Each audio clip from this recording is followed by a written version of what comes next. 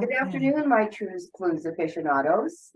I do have Kim Fanelli with me today, a great friend of mine, and we did have touch base with her in a prior interview. I wanted to get back with her sooner than I have, but it was taking a little bit, but here we are. I think everything happens for a reason. And Kim, how are you doing today? I am thrilled to be able to spend this time with you, actually. I'm excited. Absolutely. Thank you for that. We appreciate your taking your time out of your day to speak with us as well. I'm hoping that we can get to some questions I usually hear because being a person who has been metaphysical for a number of years, people do look at you odd when you do bring up that phraseology, especially when they're in regular types of religion. And I kind of wanted to take some of the sting out of it. It's mostly based like on scientific theories. A lot of your numerology is, and Mhm. a lot of it is spiritual and what you feel inside, but there is a science base to it as well. So, tell me about how you got into metaphysics. Well, I think the real intro for metaphysics to me was way back with my own personal belief system of just knowing something when Mhm. I knew something was going to happen before it happened. In fact, I thought when caller ID happened, and when it came that we were being told who was on the phone, it was like, that's no surprise. I've known that for years. Right. I always kind of knew things.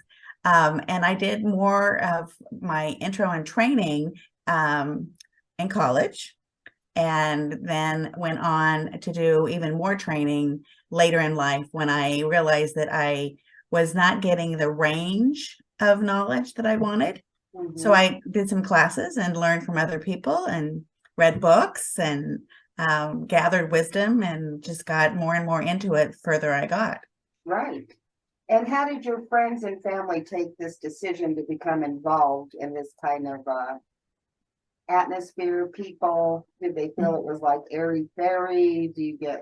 What kind of feedback did you get going through your processing? Well, luckily I have a very supportive husband, so that was good.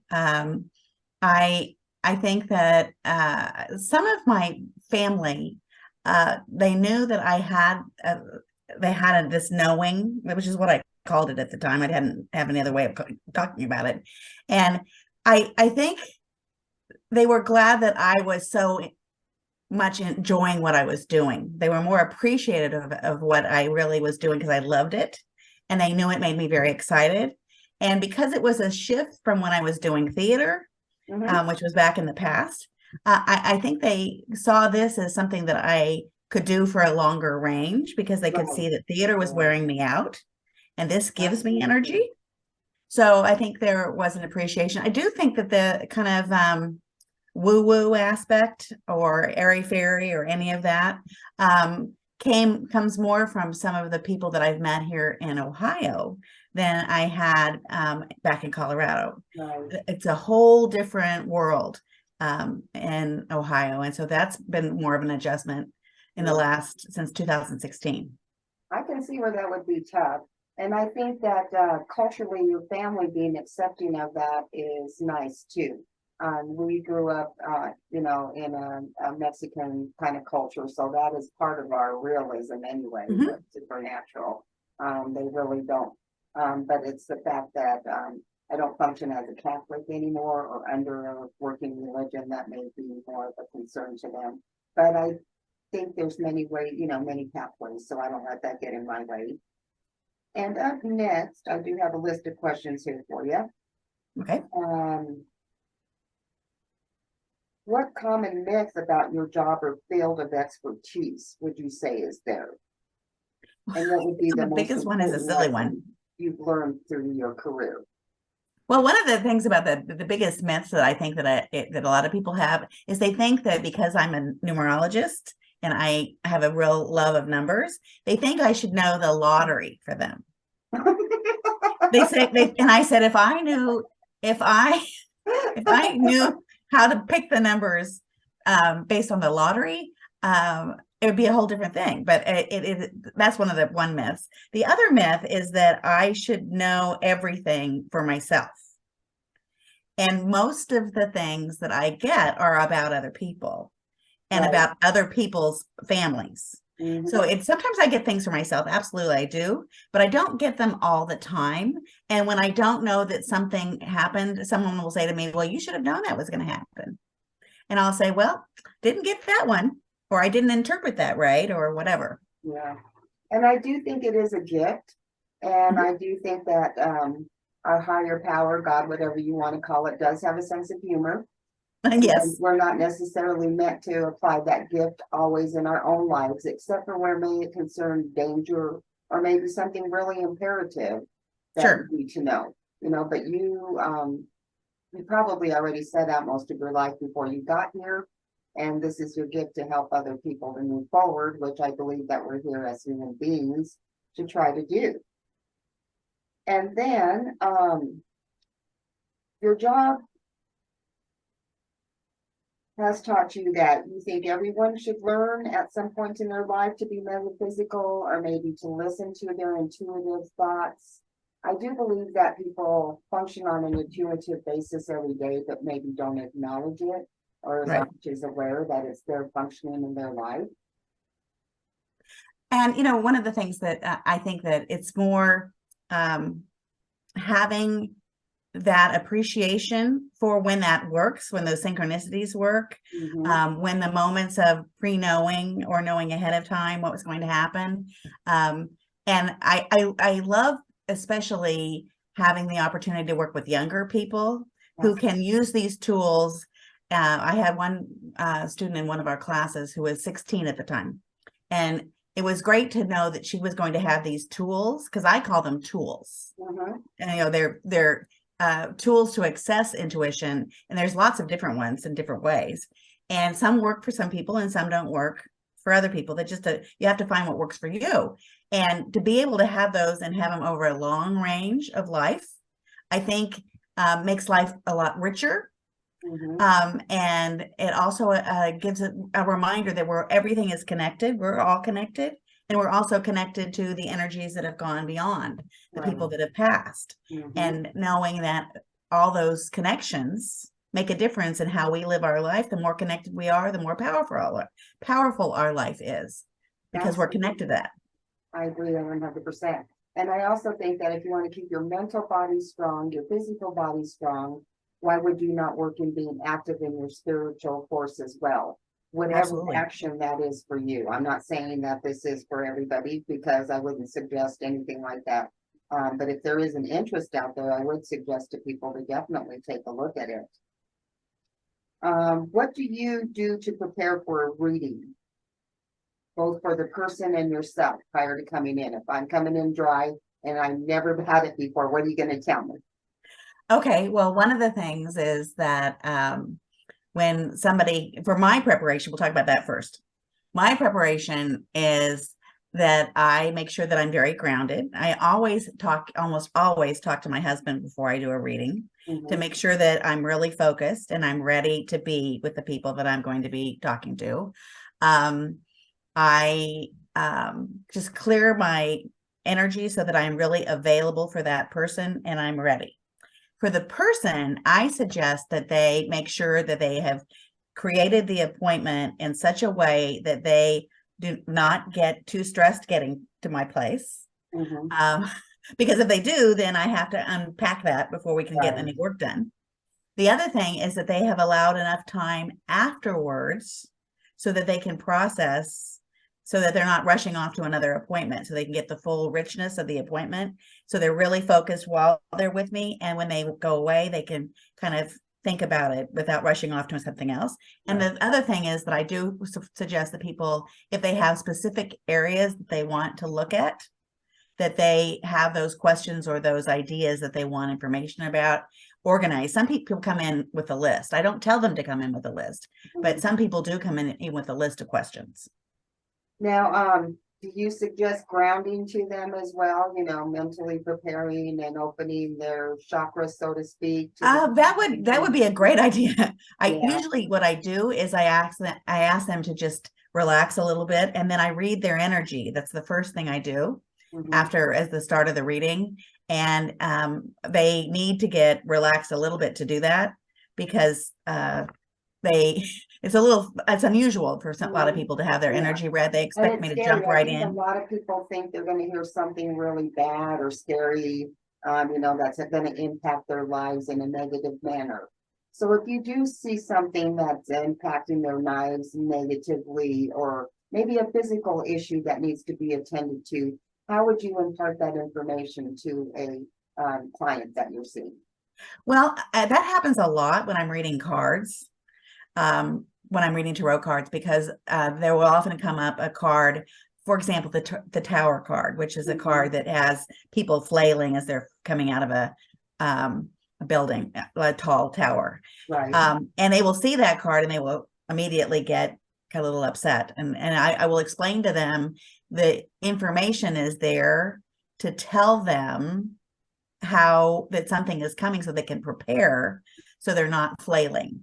Right. It takes the wisdom of what's coming ahead is to have that insight so that you can use it and be interacting with it in a way where all that fear is not present. The action is present rather than just reaction. Yeah. That's one thing I do. The other thing that I do often is that I tell them that I'm there to serve them. That's my job. And if they have people that they are concerned about, for example, ailing parents or a spouse or something, I will tell them what I get with as much kindness. This is what I do. Right. And compassion as I can, but I don't hold that back. I have colleagues that do hold back any of those things. And one of my concerns about that is that part of our job is to, if I get information, it's not my job to hold on to it. Right, you're getting it for a reason. Yeah. They're there with me in front of me because they want to know something. So I do it as gently and as compassionately as I can. Right. And when you were going through that, a couple of things came to my mind. Do you use minerals, gemstones to clear the energy when you're getting ready to do a reading in your environment? One of the things I do, I don't do that. But that's a good idea. One of the things I do is I have a special spray that I spray. Yeah. Okay. That is in the area. But the other thing is everything is always clean. Like if I'm using a tablecloth, the tablecloth is clean for them. I usually take a shower not very long before I'm going to do the reading, so that I have cleansed off anything that might be on me. Any of those kinds of things. But I have not been a stone person very much. I've never really used a lot of them. Sometimes I do. In teaching, of course, I do that because they don't call to me the same way they call to some other people. Right. And the only reason it came to my mind was when you were talking about grounding. Sure. I thought of grounding minerals in the back of my mind. But also another question I had for you is, say you go for a reading. I did have this happen to me once. And I don't think I ever recovered from it. I went to a reading, and I think she connected more with the ex-husband than she was connecting with me. And it was almost like an attack on me when she did my reading. I was on medication at the time because of a physical issue. And she kind of accused me of being drug-induced kind of a thing. And then told me not to say the Lord's Prayer, which is a go-to for me. And she didn't even say the name of it, but she was telling me not to invoke this prayer anymore. And then I was like completely blown from the whole thing. And then I was upset.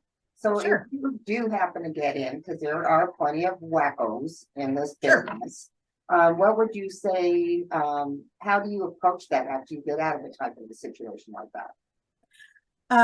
Well, I think what I would probably do in a situation like that, first of all, I don't ever tell people not to do something if it's already working in their life. Because if it's already working, it's not my job to tell them not to do it. But the other thing that I would do in that particular situation is I would get really grounded, because I did have one client once that I was concerned about his well-being. And and one of the things that I did is I gave some suggestions for grounding, and I also gave some suggestions for slowing down because he seemed to be a little revved up.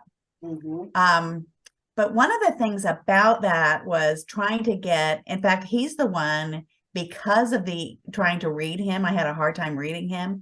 He's the one where I learned the way I read energy. So he was a real blessing to me. Right.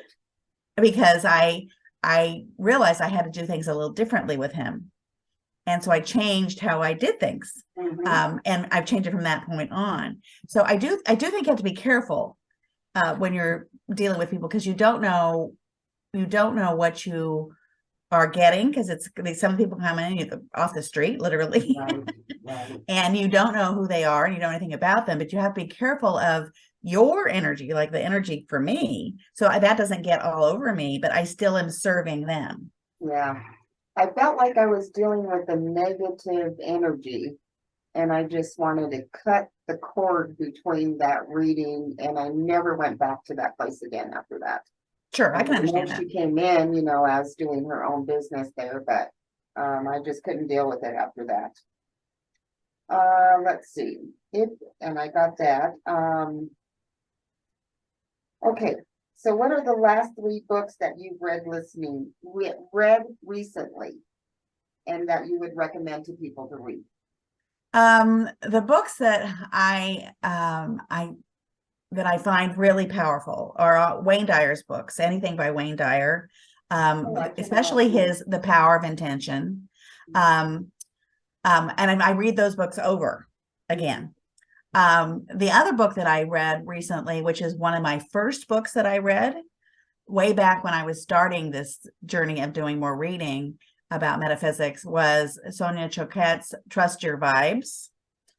And that's a lot about how to use your intuition. I love all of her books, but I recently started rereading that again because I had a client that I recommended it to, and I thought I should go read it again so I'm a little more familiar to support her, because I'm in an ongoing, not necessarily training, but I'm kind of coaching her through her spiritual growth.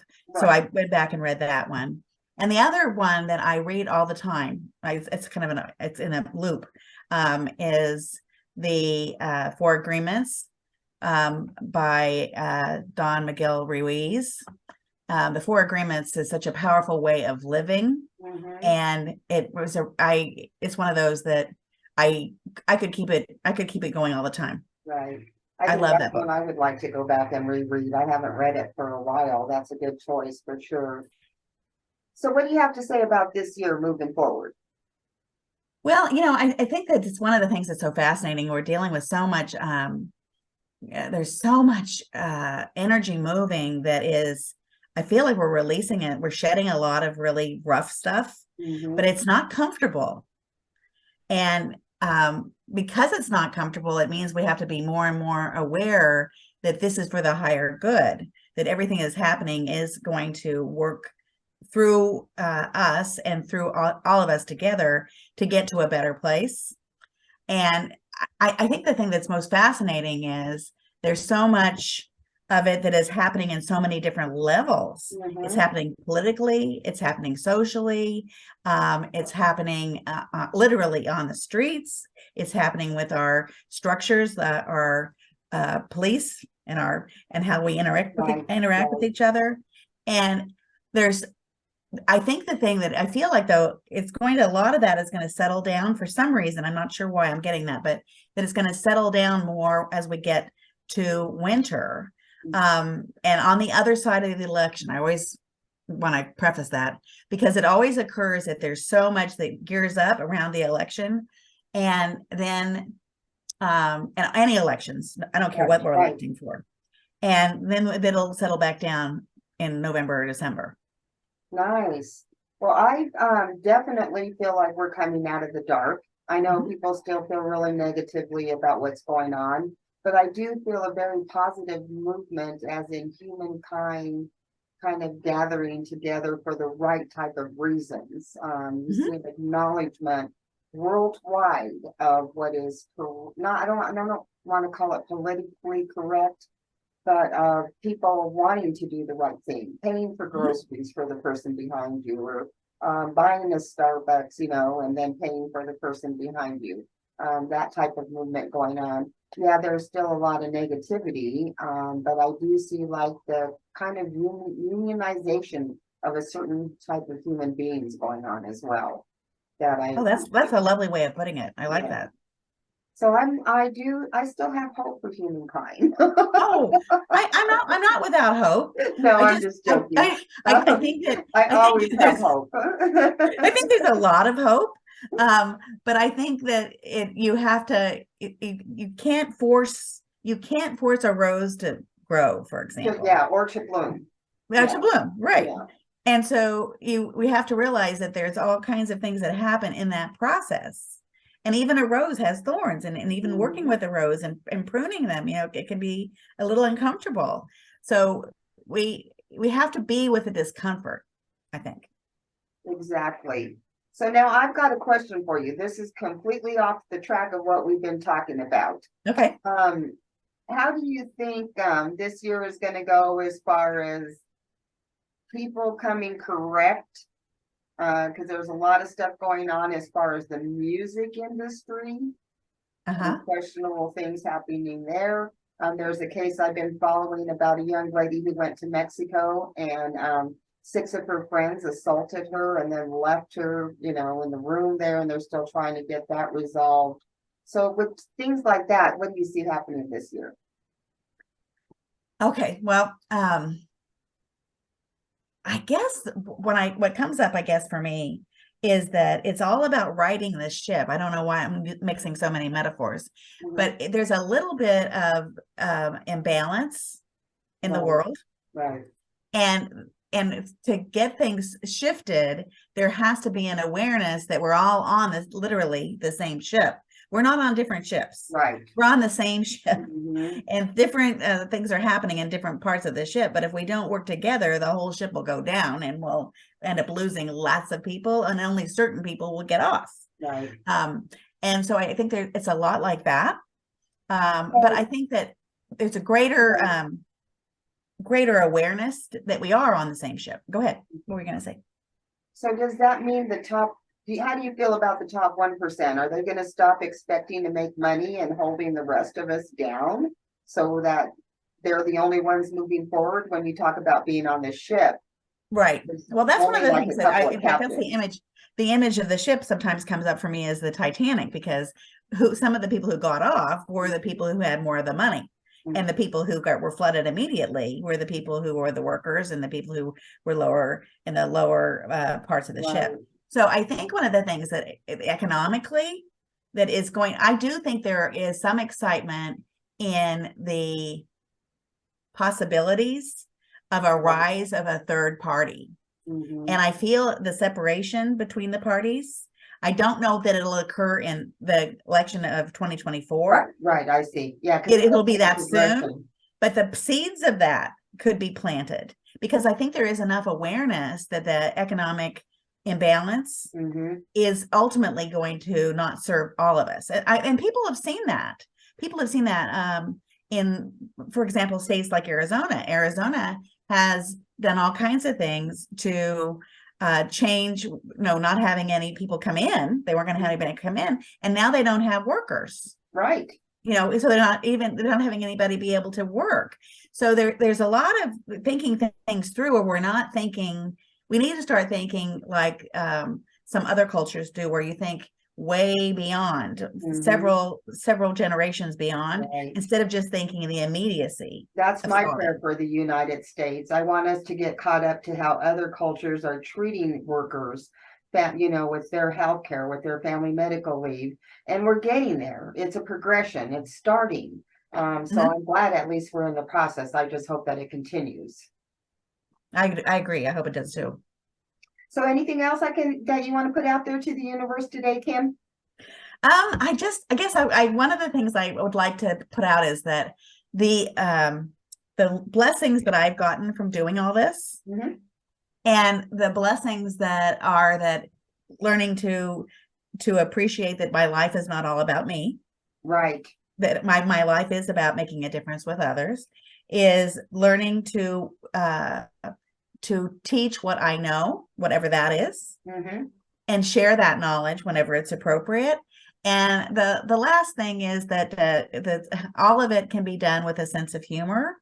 And sometimes I get a little serious in this stuff, and I need to remember to be a little lighter because Right. the lightness does make a difference. I think that's true. My kids tell me I'm too real. But I'm like, you got to know the real me ain't gonna be here forever. But I do worry about them. I'm on my two expecting granddaughters for my 5 and 6 great grandchildren. So Oh my I'm goodness. concerned about the future of what kind of life they're looking at. Will they even have water? You know, Sure. has been a concern. So I just wanted to see what you thought about all that. But I never give up on humans. I always know, you know, that hopefully we do find that balance again where we had it at one time, I think. But there is a certain, I think with that balance, there was a certain covertness that all people were not aware of that we're becoming aware of now. So hopefully we can find the balance in that. Exactly. So I hope to get back with you in a couple of months, Kim. I know I didn't do that last year. Things got kind of out of hand, but I'm definitely excited to touch base back with you about June or so we can get another interview going. How do you feel Sounds about that? good. I love All these. right. Well, you all take care. Thank you for listening in. And remember, if you see something, say something. I'll talk to you later. Stay safe out there, Bye-bye. Kim. Bye-bye now. Bye-bye.